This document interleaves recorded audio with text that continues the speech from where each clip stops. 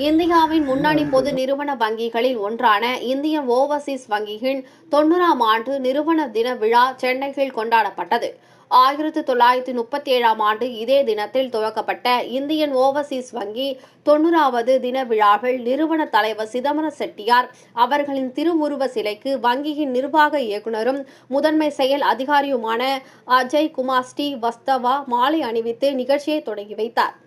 நிகழ்ச்சியில் சமூக பொறுப்புணர்ச்சிக்காக பத்ரா நிறுவனத்திற்கு சென்னையில் உள்ள 75,547 குழந்தைகளின் ஊட்டச்சத்துடன் கூடிய காலை உணவுக்கான நிதி உதவி வழங்கப்பட்டது. மேலும் தனிநபர் மற்றும் வீடுகளிலும் தூய்மை சுகாதாரத்தை மேம்படுத்தும் வகையில் சென்னையில் உள்ள 4 பகுதிகளில் 4000 பெண் குழந்தைகள் மற்றும் 10,000 குடும்பங்களுக்கு சுகாதார தூய்மை உபகரணங்கள் சமூக மேம்பாடு கல்வி நல சங்கத்தின் ஒத்துழைப்போடு செயல்படுத்தப்பட்டது.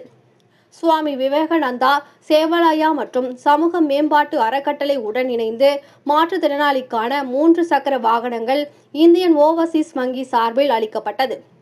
மேலும் நிகழ்ச்சியில் செயல் இயக்குநர்கள் ஜாய்தீப் தாத்தா, தன்ராஜ் மற்றும் ஊழல் தடுப்பு அதிகாரி ராஜீவ் குமார், இந்தியன் வங்கியின் நிறுவனர் சிதம்பரம் செட்டியார் அவர்களின் குடும்ப உறுப்பினர்கள் மற்றும் மத்திய வங்கி அதிகாரிகள், நிர்வாகிகள், ஊழியர்கள் உட்பட பலர் கலந்து கொண்டனர்.